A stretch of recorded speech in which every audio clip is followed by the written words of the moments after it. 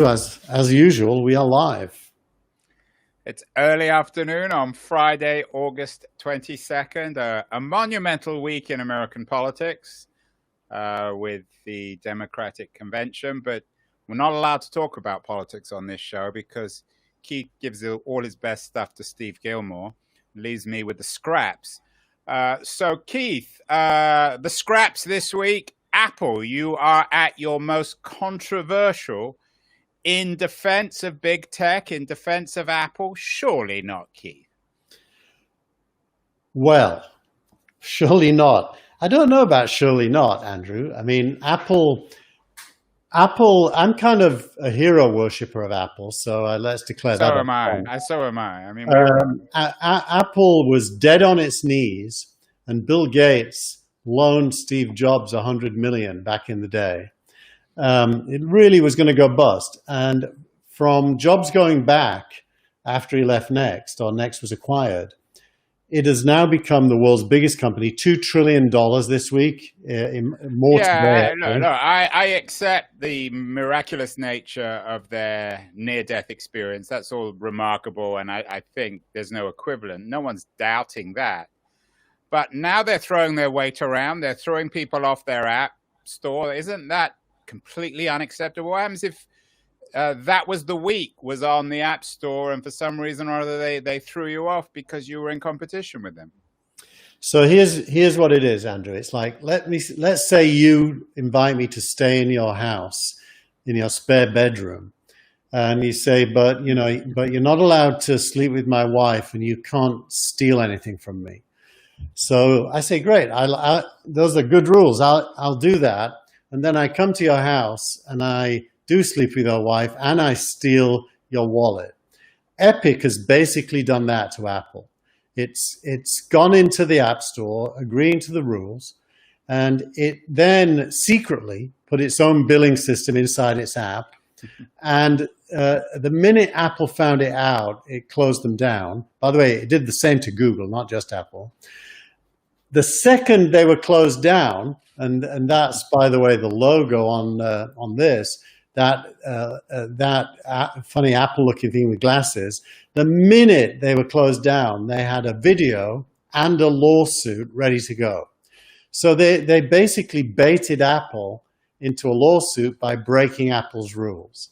And they're clearly the bad guy here, masquerading as the good guy. I accept some of that argument, but in terms of the, I don't know what the metaphor or the analogy you use, there's no choice about staying in your house. Yours is the last house left on Earth. I have to stay in your house, otherwise I'm going to starve and freeze to death. So I agree it's not acceptable to sleep with your wife or steal your wallet. But the idea of throwing me on the street is also unacceptable. I honestly don't think Apple wants to throw Epic out. Obviously, Apple makes money from Epic being there, so there's an advantage to Apple. I put a Steve Jobs video in this week's newsletter that Ben Thompson from Stratechery made me aware of, which was Jobs launching the App Store. And you almost have to have been alive writing software then to appreciate what Apple has done. At that time, if you wrote software and you wanted to distribute it to 200 countries for free, there was really no way to do it. Apple launched this App Store and made it free. And as long as your software is free, allowed you for free to distribute the software to everyone in the world that had an App Store and an iPhone or an iPad.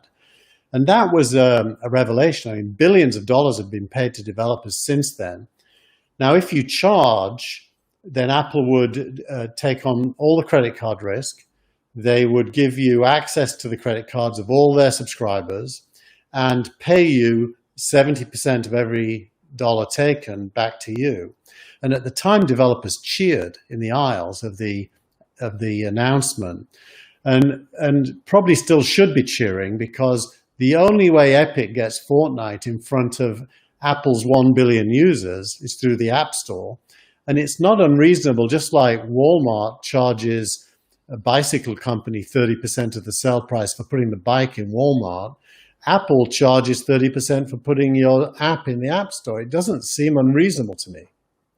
I accept all that, but what about the additional responsibility of essentially being the only platform in town, whether it's Apple's App Store, whether it's Facebook's platform for news, whether it's Google's search engine? These companies have life and death power over media companies, over commerce companies, over app companies. And I think that goes with more obligation, more of a moral obligation than simply commercial risk or commercial analysis. Don't you agree? I don't really agree, because I don't agree with the premise. I mean, there are two mobile platforms in the world. Oh, come on. I mean, if you're not on Apple, you're dead. Who could survive? What kind of app company can survive if it's not in the App Store, in the Apple App Store? Actually, globally, Android is bigger. So the Google... Okay, well, maybe it's bigger, but you still can't. I mean, there's no way that anyone can survive by just being in one or the other. I think it's true that Apple has built a franchise that I consider personally, and I'm a developer, as an asset to me. Never mind to them. It's an asset to me. So you're right. It would be hard for me to disagree. When I launched just.me, for example, we coded it in such a way that if we made revenue, it stayed with us 100%. And we did that by not making use of Apple's credit card payment system inside our app. That's an option. You don't have to use Apple's payment system. You can use your own. But let's get away from Apple for a minute and talk more broadly about the, I don't know whether you would call it the moral responsibility of these dominant platforms, or the political, civic responsibility. Is they're not just businesses. They control entire industries. It's like Amazon and e-commerce. What happens if Amazon refuse to allow a rival store in their resale store? Then those stores are probably dead. You know, it's interesting to ask what it is that Apple actually controls. If you look here, this is Ben Evans' graph from this week's newsletter, and he's looking at Apple's market share in 2019. And he looks at, on the left-hand side, units sold of smartphones, which is under 25%. Yeah. Then he looks at the global installed base, which is around 25%. Then the US installed base, which is about 60-ish%. Then the US App Store sales, which is about 75%. Yeah. Then US teenager installed base, which is about 80%. And then he looks at the iOS App Store, which of course it owns 100%. So it says, he's making the point that depending on what you think the market is, Apple's share changes. Sorry, I didn't mean to do that. That was Google trying to impose itself. It was. It just shows what whiz-bang tech I've got here. I can put a colorful screen up. So Apple really is not a monopolist, except in the iOS App Store. And the iOS App Store is not a monopolist. So now it does, because they got a clever business model, it does own the lion's share of all the revenue that come from mobile apps. But that's its success. I mean, why would you want to deny it the products of its effort? Well, I'm going to let you be a real fanboy now, Keith. As everybody knows, this was the week, I think, that Apple's market valuation went up to $2 trillion. Are they still cheap? Are you still buying Apple stock? Should people be buying Apple stock? You know, I'm not. I definitely don't want to give anyone investment advice, but I think they'll sue you, right? There was a lot of analysts speaking this week. One of them was Gene Munster, who isn't in the newsletter. It was on CNBC, but he thinks that Apple can double from where it is now, and it went from 1 trillion to 2 trillion in less than a year, whereas it took its entire lifetime to get to 1 trillion. And it probably will go from 2 to 4 as fast as it went from 1 to 2, as long as it keeps executing. And by the way, he makes the point that this all happened 10 years, it's almost 10 years since Steve Jobs died, that this all happened on Tim Cook's watch when everyone said Apple will stop innovating. The thing is, Jobs did such a good job of innovating that Apple was years ahead and is still years ahead based on the roadmap they already had when he died. Well, you know, the old cliche, Keith, is when the Uber driver starts talking to you about whether or not Apple's stock is worth $2 or $4 trillion. That's the time to sell. And speaking of Uber and Lyft, that was the week perhaps where the Uber Lyft bubble finally popped. They're off the streets, or they might be off the streets of San Francisco, where they were born, where the apps began. What's your analysis of the seeming crisis this week in the sharing economy, the sharing driving economy? Well, this is things coming to a head that have been in the works for quite a long time. Actually, late last night, Lyft won a legal case stopping the state of California from imposing the need to turn the drivers into employees. So the newsletter is about 24 hours out of date because it says that all Lyft and Ubers were going to stop today. In fact, they haven't, but they still might next week. And obviously, the big discussion is the one that Malik triggered last week, which is there only two, kind of states, employment or contractor? Is there something in the middle that represents the gig economy state? And the answer right now is no, which means that the legal authorities are trying to force a binary outcome, that these people are employees. I hope they fail, but I fear they might succeed. Somewhere, our old friend Travis Kalanick is opening his 5th bottle of expensive champagne. He made off like a bandit, and all those early investors in Uber. One day I'd like to write a book about the hundreds of millions of dollars made by those early investors in Uber, what they've done with their money. It's not all bad news, though, in the sharing economy. Airbnb this week announced an IPO, which surprised a lot of people. What's going on there? Yeah, and it's an unusual IPO. It's called a direct listing. What that means is they are not going to seek to raise money ahead of the IPO. It's interesting. There's really 3 paths to an IPO these days.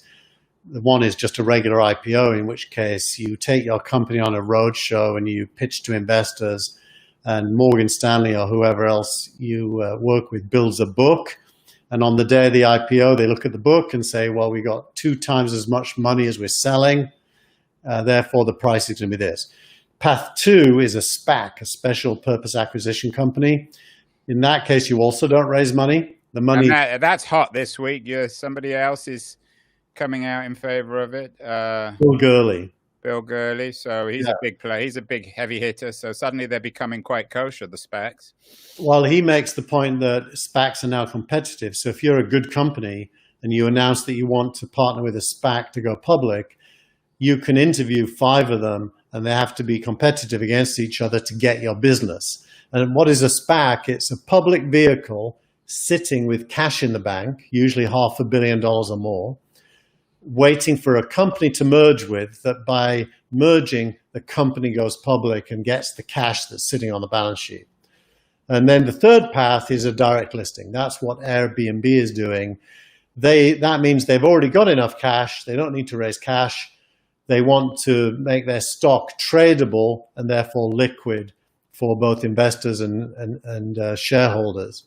So they're doing that. And the rumor is that they're looking for a $64 billion valuation. And what are they going to do with all the money they raise? No, they're not going to raise money. That's the whole point of a direct listing. They won't raise any money because they've already raised enough money from private investors. I see. And that, by the way, was typical of the times, that Fidelity and people like Fidelity, BlackRock, will pump money into the company whilst it's private, and then it goes public.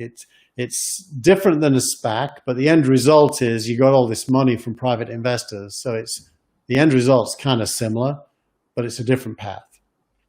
And Airbnb is doing another unusual thing, which is it's asking for a lockup on the shares. So it's doing a direct listing and then saying, but you can't sell the shares. You've got to keep them for at least a certain number of months. That's never been done before. Well, we've never had the COVID economy before, and I assume that Airbnb is completely vulnerable to the future of COVID or whether there's a vaccine, and a lot of that stuff's completely out of their hands, right? Correct. It is. Yeah, I just had a COVID test myself earlier today. And I assume it was negative because otherwise you wouldn't be on the show. Well, they don't tell you. It takes a few days, but the last 2 weeks on the show, you'll recall I was coughing and not feeling my best. So I thought I'd better get a test in case that was COVID. Well, the really good news about this week is there's no mention of Paul Graham. He's not in any of the references or any of the articles. And as I requested last week, you do have a link to something by Scott Galloway about the learning economy. And in a peculiar way, it touches on what we were talking about in the first part of the show, these monopolistic platforms. Because in a way, universities are the equivalent of Google or Apple. They control our innovation economy. And that also explains why places like Austin, Palo Alto, Berkeley, Cambridge, Massachusetts, why these places are so full of innovation and startups, Boulder, Colorado as well. What do you make of Scott Galloway's argument that traditional further education is about to be crushed by digital? Just before I do that, just a shout out to Michael Healy, who's watching the show, and he just said, great show on Telegram. This is our first use of a Telegram chat channel, by the way, for the show. So anyone watching, if you go to that URL, you can interact with us in real time, as we've just proven with Michael. Yeah, education. Did you watch Kamala Harris's VP acceptance speech the other day? What did she say? So she made the point that one of her claims to fame is that she took on one of the most well-known private schools and, quote, closed them down. There is this COVID accelerated point of view that private schools are gouging Americans. Is this private high school or private universities? College? Universities, like Harvard, MIT. Right. My son's at Syracuse, which is private. I don't think I need to be shy telling you my annual cost of him going there is $75K. Half of that is board and lodging, which we don't have to pay this semester because he's working remotely. The other half is tuition. Now, that's a lot of money for what the service is. And Scott Galloway is saying that COVID shines a light on how ludicrous the entire thing is. And he wants to move education online and make it accessible and cheaper and available to everyone. And I think the wind is in his sails. This is a good moment to be talking about that. Of course, there's lots of software initiatives to do remote learning, and lots of private universities like Stanford are increasingly putting their stuff online and letting people use it for free, but they're not issuing degrees online yet. So it doesn't seem unreasonable that Scott is talking about what the future might look like here. And faculty, and I think this is one of Scott's points, which I completely agree with him. Faculty have been feudalized with their tenure system. It's one of the most ludicrous parts of the old economy that you're guaranteed a job for life and you basically don't have to do anything for years. Yeah, in my old days, I was in favor of tenure because you wanted it. No, because my mum was a union rep, and it seemed like something to protect professors against being fired for differences of opinion or for intellectual or ideological reasons. And it gave them the courage, if you like, to say what they really think and do the research they really want to do. And I still think there's something in that, that intellectual freedom requires certainty of employment. Otherwise, it could go in all kinds of places. What do you think, if indeed this traditional monopoly is broken up? It's not going to happen immediately, but it could happen over the next 25 years. What's going to be the impact on these regional innovation centers? I would assume that on the one hand, it could undermine places like Cambridge, Massachusetts, and Austin, Texas. On the other hand, it could enable other places which don't have world-class universities to prosper. Yeah, well, the key is education is still going to be measured by its quality. So just like you have guests on your Keen On podcast that mean that it's a very high quality product because of the guests you have, that's true of very, very, very high. You should all watch Keen On the show. But that's also true of education. You know, really good professors who do good research are going to be wanted by students more than ones who are underperforming. So it feels to me, as this all unravels, the individual professional is going to become more and more valuable, like musicians are, like politicians are. That's the old long tail argument. I actually think the reverse is going to happen. If the university education gets really digitalized, you're going to have massive winner-take-all players like MIT and Harvard, who will be the equivalents of Apple or Microsoft or Google. You're going to have the complete decimation of the middle market, and you're going to have a free underclass of colleges and claiming to be colleges and universities, which are usually something akin to the Trump-style scams. Now I know that you weren't properly listening to me, because weirdly enough, I agree with you. I was just making the point that it'll be done through capturing the talent. And I think you're right that the talent, you know, MIT will go and pay a professor instead of today's salary, 10x that salary, just like soccer teams play the best footballers, right? You know, more than they pay the others. So what will be interesting is what would happen if, let's say, MIT digitalized, and rather than allowing in 20,000 students a year, allowed in 20 million to have the same kind of education. What would be the impact on Cambridge, Mass? I don't know whether that would be good or bad for Cambridge, Mass, or Berkeley, or Palo Alto, or any of these other college towns. As these universities became more and more virtual, we already have that model in San Francisco with Minerva that's sort of pioneering this kind of high-end virtual education. Well, you know, if the revenue flowed into MIT would pay tax in Massachusetts. And if it got that many students, the tax would be huge, even if the individual students were paying less each. So I don't think it would be bad for the domiciles that these universities exist in. I don't think it would be that bad. What's your take on the relationship between Stanford and Silicon Valley? How central is Stanford? If Stanford, for one reason or other, disappeared from Palo Alto, what would be the impact on Silicon Valley? I don't think it would have a major impact on Silicon Valley, because I don't think Stanford, I think it's exaggerated the extent to which Stanford is a catalyst for innovation. The Google example stands out as a good one, but a lot of innovation in the Valley is coming from all over the world. And the real infrastructure here that makes that happen is money, law firms, and employees. So Stanford's part of that, but it's not a major part of it. I think Stanford's more important for Palo Alto, where it pays a lot of money to the council for providing education for the children of all the people that go to Stanford, for example. But it's not that important in a Silicon Valley context.